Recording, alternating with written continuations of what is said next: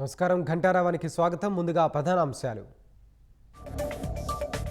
GVMC మేయర్పై అవిశ్వాసంలో నెగ్గిన కూటమి, అనుకూలంగా ఓటు వేసిన 74 మంది సభ్యులు.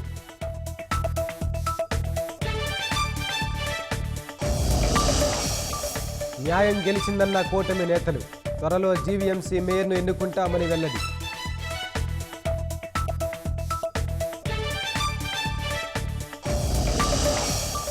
మద్యం కేసులో సిట్ విచారణకు హాజరైన మిథున్ రెడ్డి, కుంభకోణంలో పాత్రపై ప్రశ్నిస్తున్న అధికారులు.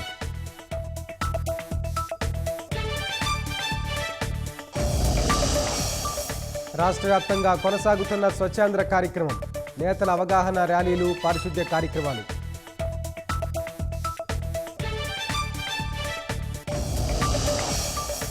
త్వరలో బోట్స్వానా నుంచి భారత్కు మరో 8 చేతాలు, 2 దశల్లో సాగనున్న తరలింపు.